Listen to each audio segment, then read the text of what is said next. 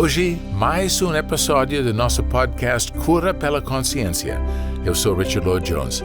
Um podcast que a gente faz frequentemente com a Dr. Cláudia Pacheco, que está muito corrido, com muitas coisas acontecendo, mas quando ela tem tempo, com muita alegria, ela fica aqui conosco, respondendo das suas perguntas, que vocês escrevem em resposta dos Instagram vídeos dela. Você faz muitos vídeos, tem bastante. É que eu tenho já um material grande, né, Sei. Richard? De muitos anos, então a gente aproveita muita coisa que eu já gravei anteriormente, né? Fantástico. Então, tem aqui 979. Por mais que tenha me esforçado, não consegui entender essa lógica. Tive mioma desde bem jovem, sempre quis ser mãe, inclusive passei a gestão inteira com o mioma. Só depois de muito tempo é que fiz a cirurgia de embolização do mioma. Nunca associei sofrimento por ser mulher. Você obviamente falou isso dentro de um vídeo, né? Muito pelo contrário. Adoro ser mulher e ou feminino. Pelo que eu sei, os miomas crescem por algum desequilíbrio hormonal. Enfim, volta lá no início. Não entendi mesmo esse raciocínio. É difícil mesmo. Bom, aí eu vou ter que começar já fazer uma resposta um pouco mais longa, que vai servir para essa senhora, essa moça, enfim, essa pessoa, que a gente não dá o nome. E para todos nós, Cláudia, porque essa questão da coisa psíquica, nossa saúde é forte, né? Quando Freud começou a perceber, no trabalho seríssimo dele de psicanálise, que as doenças, os acidentes, as mortes tinham tudo a ver com o inconsciente da pessoa, que eram fatores inconscientes. Quando a gente fala inconsciente, a gente fala inconsciente, não está no campo do conhecimento da pessoa, né? Então ele abriu um campo enorme de pesquisa, enorme. E já na França, o trabalho do Charcot, psiquiatra francês, que através da hipnose ele curava já muitas doenças, porque a hipnose tem acesso, algumas vezes, ao inconsciente da pessoa, e ela lembrando, ela conscientizando alguma coisa, aquele sintoma se desfazia, tá? Então, esse foi um marco na história da civilização. Sério mesmo, porque isso se espalhou pela educação, pela arte, até mesmo na vida religiosa, que muitos seminários e padres e freiras começaram a se interessar por questões de psicanálise. Bom, entretanto, mesmo que essa genialidade do Freud, a gente precisa deixar bem claro que isso mudou o curso da civilização, foi um marco. Mas ele, na teoria dele, ele não foi bem sucedido. Na parte, vamos dizer, da explicação do porquê a pessoa tem um inconsciente. Que ela tem um inconsciente, ela tem mesmo. Mas por que ela tem? Porque às vezes ela tem acidentes, doenças, atos falhos, destrutivos. Sonhos, etc., que ela não está no campo do conhecimento, assim vamos dizer, consciente dela. Ele achava que existe um instinto de morte e um instinto de vida na pessoa. Ele fazia essa dialética do bem e do mal na essência, na natureza humana. Então ele achava que o instinto de morte, que ele chamava de Thanatos ou Thanatos, era uma pulsão, um impulso que a pessoa tem de se destruir. E que por causa disso a humanidade estava fadada à autoaniquilação. Que elas iriam acabar, que o mundo iria absolutamente acabar em guerras e terminar na autoaniquilação. Isso a gente está assistindo hoje. A gente está assistindo. Porém, ele achava que isso era um instinto que Deus fez ao ser humano. Bom, ele não falava de Deus. Yeah. Ele era ateu, embora ele fosse judeu de origem, né? O pai dele era religioso, mas ele era ateu. Então ele tinha que dar explicações orgânicas. E o instinto de vida, o amor pela vida, Jung deu o nome de libido e ele via como um instinto sexual vindo do organismo da pessoa, que esse instinto sexual levava a pessoa a ter, vamos dizer assim, impulsos para ser alegre, para ser feliz, para o amor, Sucedido. para realizar alguma coisa na vida. E esse seria, vamos dizer então, o instinto sexual, né, da pessoa. Só que essa explicação de que tudo na vida é regido pelo instinto sexual e pelo instinto de morte é muito reducionista. Um famoso psiquiatra vienense, professor Viktor Frankl, judeu também, mas religioso, ele já começou a ver que esse reducionismo, aliás, tinha muitos filósofos na época que combatiam esse reducionismo freudiano. Então, que falavam da transcendência, né? Da essência do ser humano, da transcendência. Então, mas esse movimento, né, dos espiritualistas, daqueles que aceitavam a transcendência, veio já como uma contraposição a Freud. E eles hoje têm muita força. Kepp, que criou a psicanálise integral, que chama hoje de trilogia analítica, ele foi bem sucedido em dar uma explicação melhor a esse fenômeno todo. Ele percebeu que não é que a gente sofre de um instinto de morte, nós sofremos de uma inversão psíquica e psicossocial, que faz com que nós tenhamos uma certa atração por tudo que seja destrutivo, que seja de baixa frequência, uma certa queda no materialismo, a prazeres sensoriais. Então, o que Freud via, prazer oral, anal e genital, isso Kepp já vê que se a pessoa permanece nessas fases de só prazer de comer, de falar, prazer anal com dinheiro, com agressividade, com poder, ou genital, né? Que é um prazer em relacionamentos sexuais, etc., que a pessoa ficar fixada nisso já é uma inversão, que ela teria que subir na vibração dela para a transcendência ao qual ela está de forma essencialmente ligada. Entende? Então nós sofremos uma inversão. O que quer dizer isso? Que tudo que é melhor, maior, de vida, de beleza, de amor, de bem, de belo e de verdadeiro, nós temos um impulso de medo disso, de aversão inato. Nós estamos ao contrário.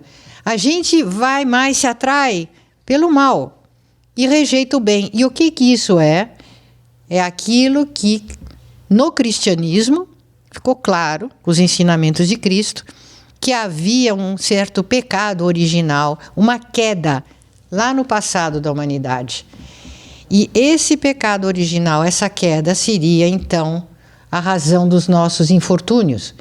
E que nós temos que saber que a gente tem isso, que isso é inconsciente, para que a gente possa trazer isso à tona e desinverter. Então vamos agora a essa resposta. Ela disse que ela queria muito ser mãe, que ela ama muito ser mulher. Entretanto, aí está o problema, porque o ser humano tem uma inversão e uma espécie de breque, de aversão, de medo de viver aquilo que ela mais quer, aquilo que ela mais ama, que ela mais almeja, que ela mais admira. Daí, então, Richard? É o que diz, né? Que se a pessoa não briga, ela não ama. Porque tem um certo fundo de razão, porque o amor não é bem aceito pelo ser humano. Ele não aguenta felicidade, é um pavor da felicidade que o ser humano tem. É um medo de ser feliz. Então, quando vai tudo bem na vida de uma pessoa, cuidado. Porque Freud já falava, o medo do sucesso.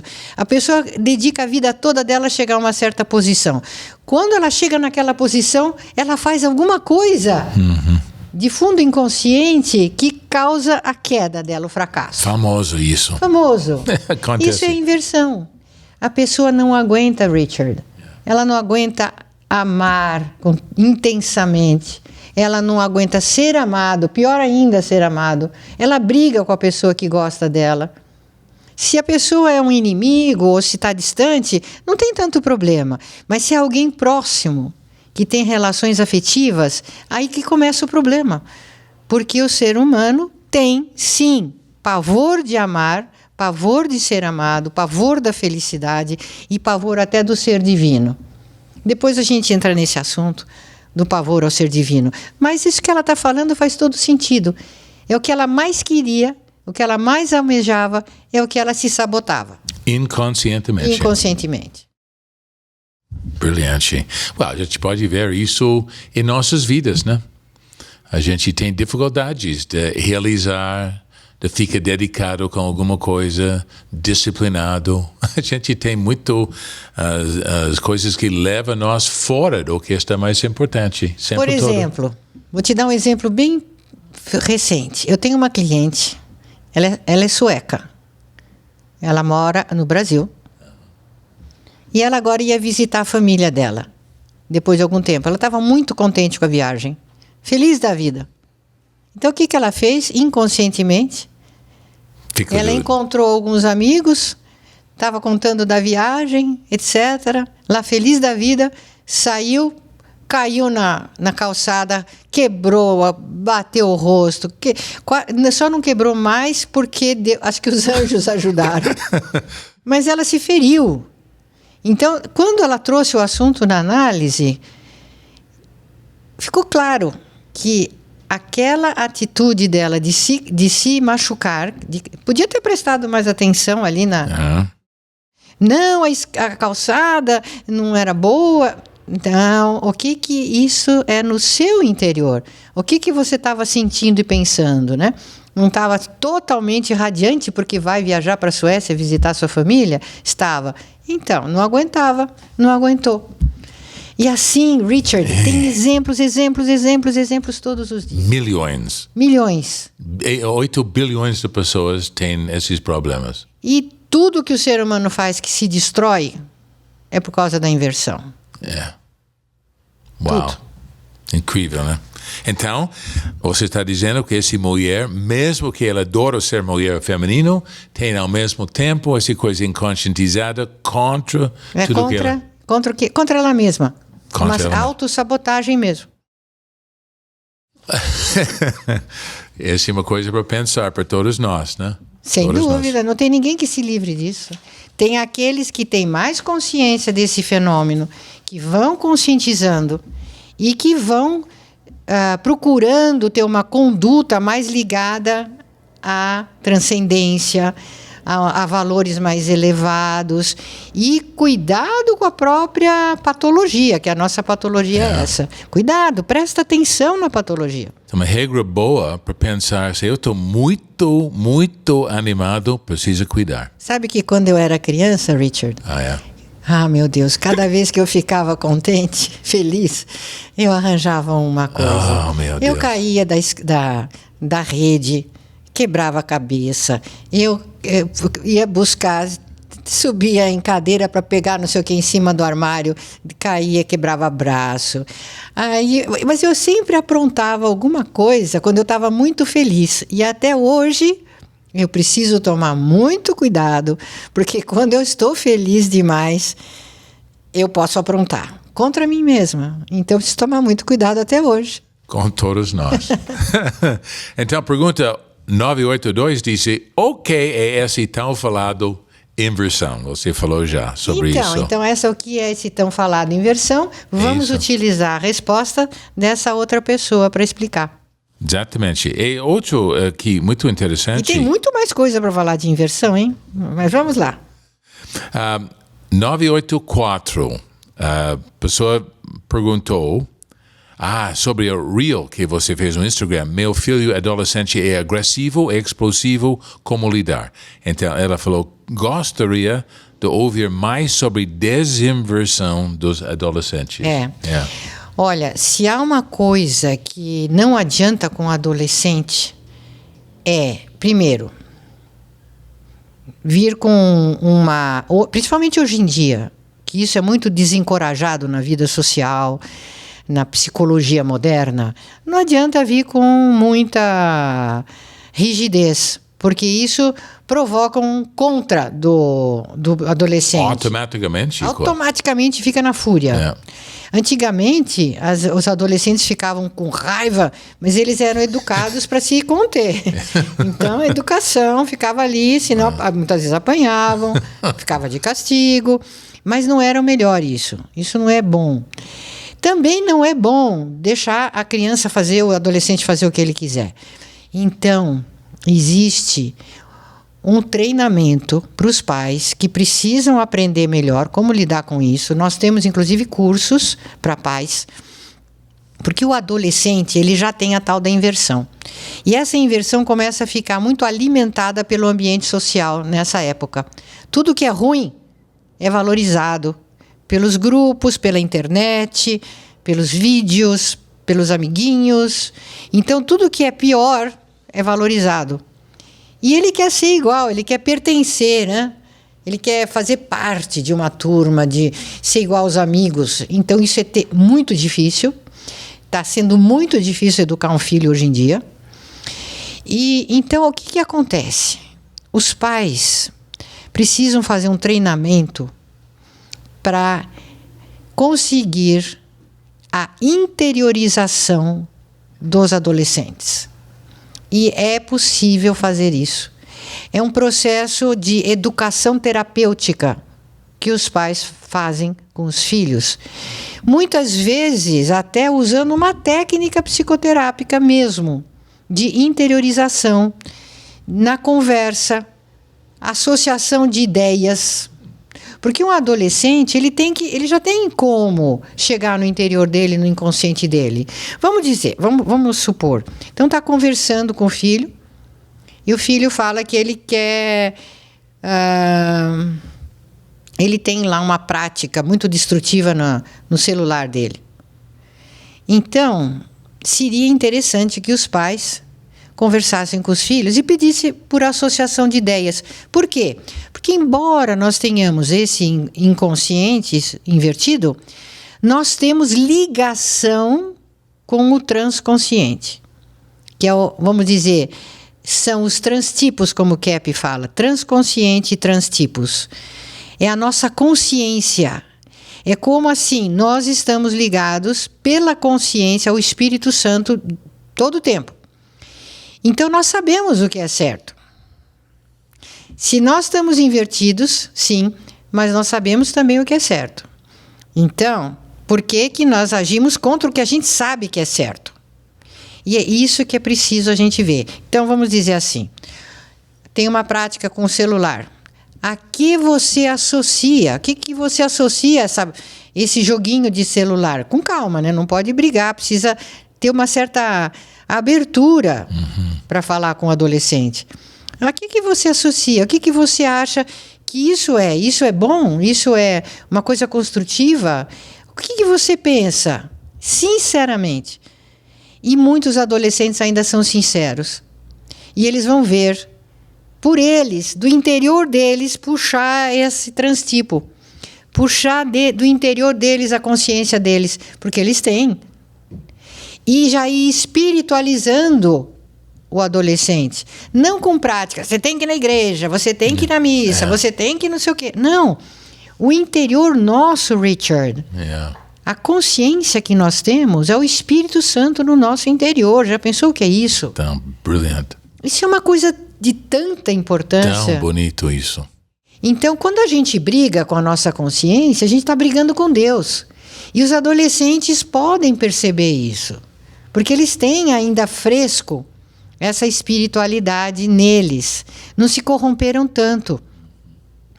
Então, incentivar a espiritualidade da pessoa através desse contato dele com a verdade no interior dele. Ele precisa perceber que ele está se prejudicando.